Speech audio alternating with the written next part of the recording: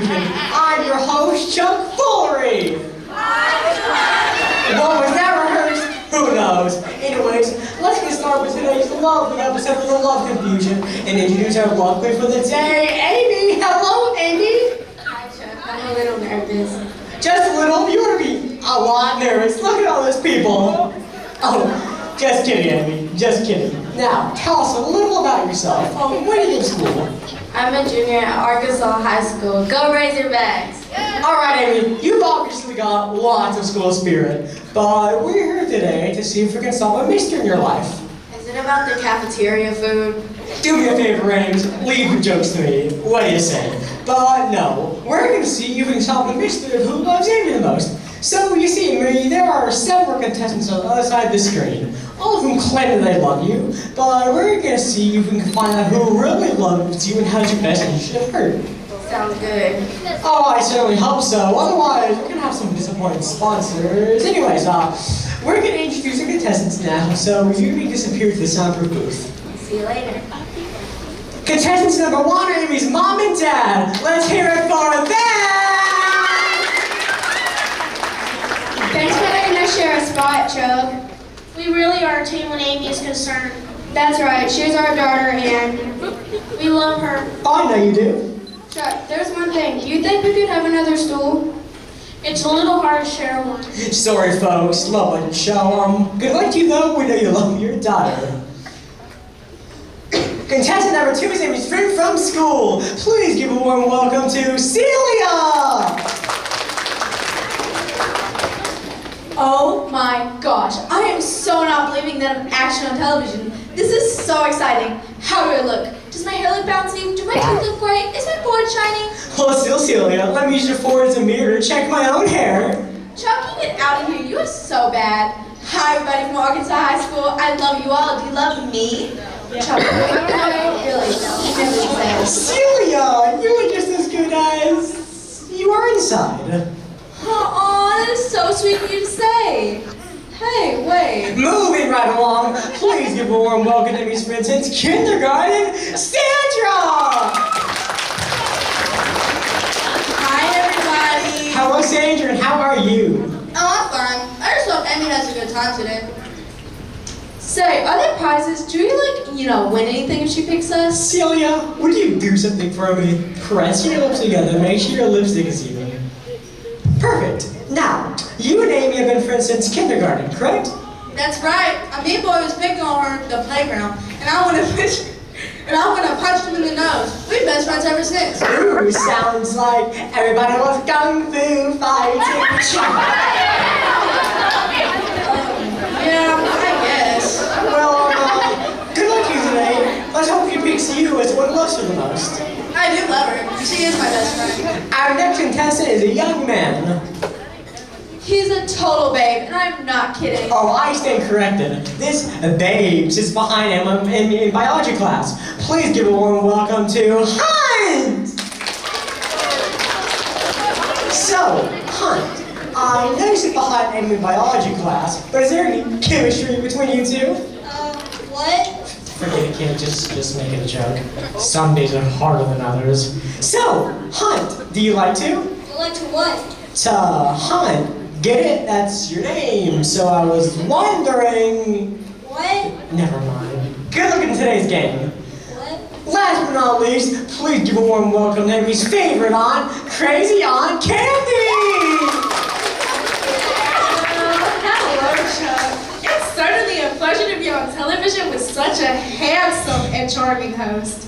I was just saying to my husband, well, if I actually had a husband, which I don't, but if I did, I would just say to him, I wish you were as good looking as Chuck Foolery. I bet he wouldn't like that much more than a roach likes rain. What do you bet? Excuse me, Chuck, I just want to say that this is my little sister. Well, she's a bit different if you know what I mean. She marches to a different drummer, that's for sure. If you ask me, she marches through a drill on the planet Mars, but thanks for the warning. So, Crazy Aunt Candy. You don't have to call me that whole long name, Chuck. That's just what my family calls me. Well, I think of you as family. Just from this short time we've been talking, I feel we're really close. But no, call me? Let's see. How about crazy? Yeah, just call me crazy. Everybody calls me Candy, but I feel wild being here on television today, so I think I'd rather be called crazy. How about it? Oh, trust me, I will have no trouble in the world calling you crazy. You can count on that. Well, folks, you can call me crazy, but I think it's time to bring Amy back out and begin the game. Come on out, Amy!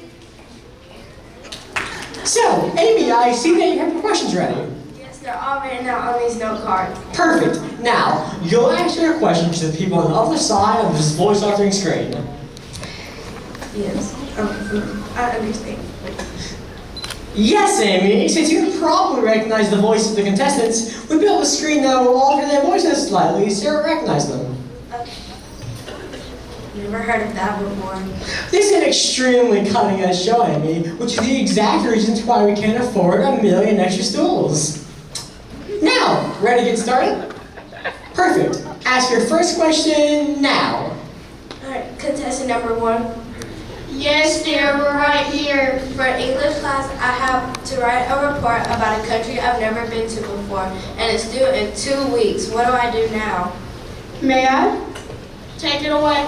Sweetheart, use your home computer, if you have one, to look up information about that country. You compile all your facts together and write a rough draft. You get someone to read it. Like perhaps your mother or father. Shh. Then you touch it up, type it up neatly, and hand it in a week early. Maybe your teacher will give you extra credit. Maybe, but even if she does it, Amy will have the project over with and off of her mind, so she can enjoy the next couple of weeks without anything hanging over her head. Thanks, that sounds like good advice and strangely familiar. Anyways, same question to contestant number 2. Oh my gosh. Well, first you start thinking of reasons about why you can't do the report at all. You go up to the teacher after class and you ask her some bogus question. But make sure to sniffle and grab a tissue so she thinks you're coming down with a cold or something. If you can sneeze, that's even better. Then skip class the next day so when the report comes due, you can say you've been too sick to do any work and you're really behind. Maybe she'll forget about it altogether. You can also say someone in your family passed away and you had to go out of town for the funeral. Or, oh, I like this better. You could say you couldn't think of any country to write a report about. But what about my grades? Well, you know, no pain, no gain. Okay, I think I want to ask the same question to contestant number 3. Well, I pretty much think the same thing as your contestant number 1. Write it, get over it. I would add that sometimes when you write a report about a country or some place you don't know about, it's fun to learn new stuff about that place. Oh, I am so sure. Let me say in your language, contestant number 2. You know when a new makeup counter opens at the mall and you visit it for the first time? And there's all those new colors and new mascaras and maybe even a free gift. Yes, and you didn't know a place to buy cosmetics before. Now you do. You'll learn something new. Now I see, I think. All right, Amy, you can ask the next person now, please. Okay, I think I want to ask the same question to contestant number 4. Please, Chuck. What do I do about my report that's due in 2 weeks? What? What do I... Oh, never mind. He's the cutest baby in school. I'll skip to contestant number 5. My report. Well, girlfriend, the first thing I would do is hop on a plane and fly to the country you're going to write your report about. Buy all new clothes and maybe new luggage. And then when you're there, just like the people who live there, eat in their restaurants, see what life is like there. I remember one time I went away to art school in Bora Bora, or was it Indonesia? It was Austin. You went away to college. No. I'm thinking about another time. I worked as a waitress and a little bistro alongside the French Riviera. McDonald's don't make friends about your job with the fries. You are just misrepresenting my life, contestant number 1.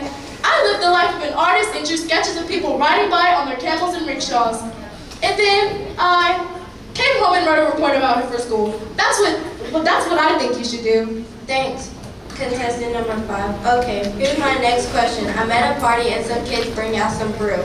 What do I do? Contestant number 2. Well, I know bees are really good for you or anything, but if you say no to it, people will like laugh at you and think you're a, nerd. So I say go ahead and do 1 or 2. Just make sure to brush your teeth and chew gum before you go home.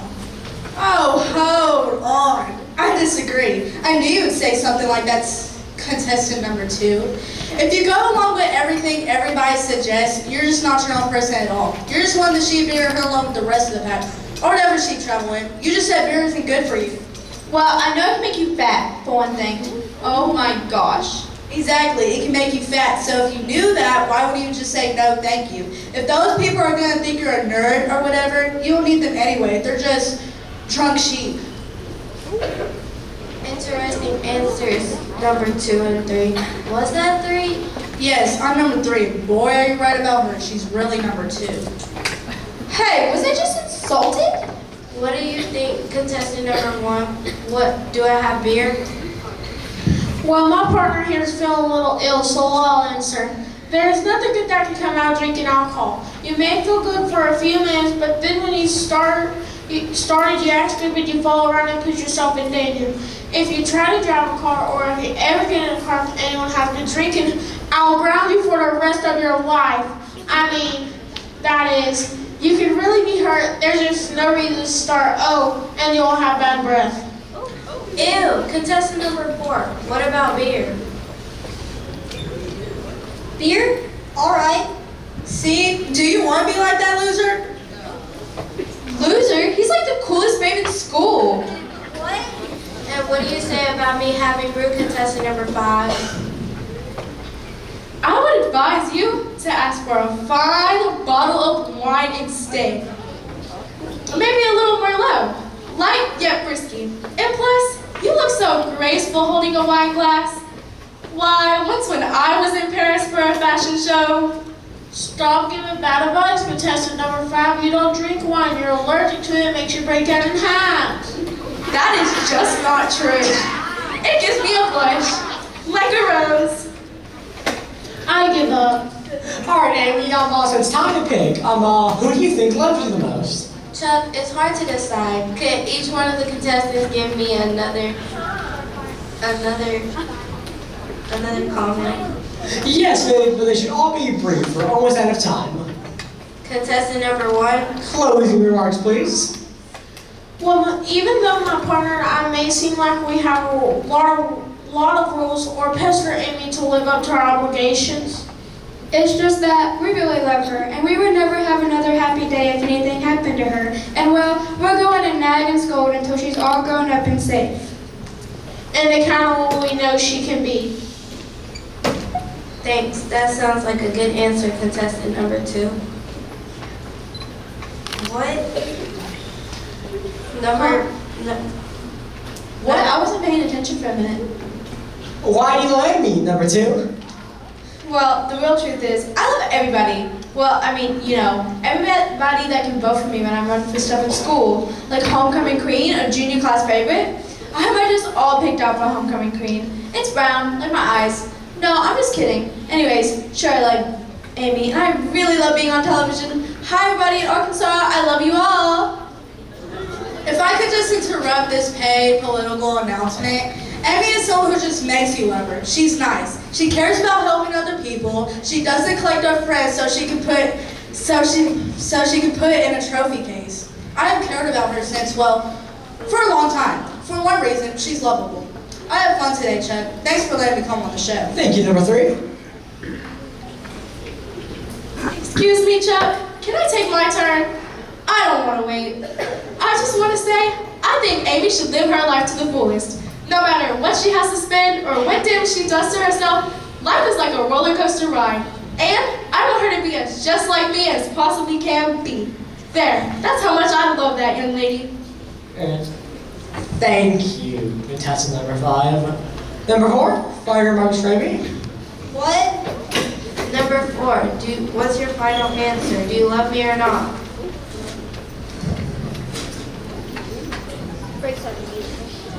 I have loved you since the moment your sun began to shine across my airspace. You like the dew on the morning grass, collecting sparkles of joy for all to see.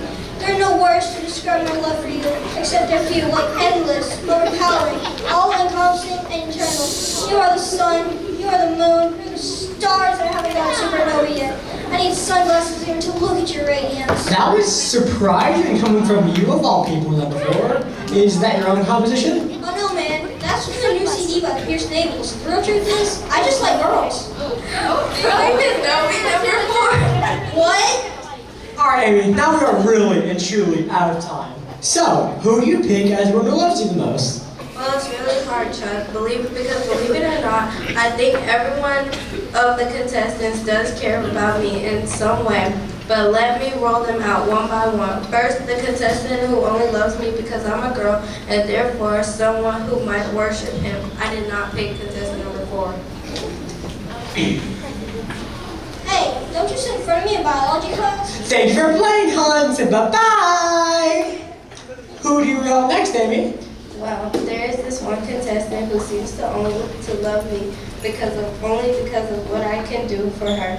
And I don't think that's real caring. True friends love each other and try to help each other. They don't just want to be voted for. So sorry, number 2, I didn't pick you.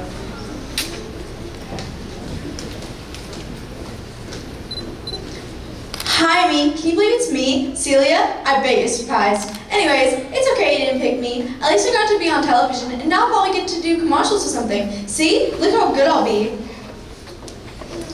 Do you have hair that just won't fluff? I used to until I started using Flat No More, the dry sheets for your hair. Just went on your pillow and... I'm sure the net will keep in touch, Celia, but bye for now. Bye, Chuck. Bye, everybody. Remember, vote Celia for whatever. Who do you got next, Amy? Well, Chuck, sometimes I think grown-ups make mistakes. They want us kids to live our lives like they didn't get to. Sometimes they buy us expensive stuff that they couldn't afford when they were kids. Or they want us to live wild, exciting lives because they didn't get to. I really think a certain contestant does love me, but she is really thinking more about herself than me, so I have to say goodbye to contestant number 5. Amy, you are just nuts. I do live an exciting and wild life, and I just want you to join in. Be like me, ride elephants in Africa, meet tall, dark, handsome strangers on banks of various rivers. No, goodbye, one and all. Word might melt to the savannah. Goodbye, crazy arcade. Now, Chuck, this is hard. Contestant number 1 obviously loves me and wouldn't put my safety and well-being ahead of their own. But contestant number 3 loves me because she met me and decided I was worth loving. So believe it or not, I have to declare a tie between 1 and 3. Mom, Dad, Sandra, come on around!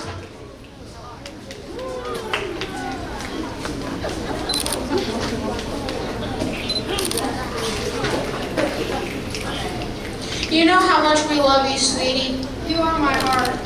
Good choice, Amy, my old friend. Any playground boys I need beer for you? Oh, how I would love to hear the answer to that one. Unfortunately, our time is completely out.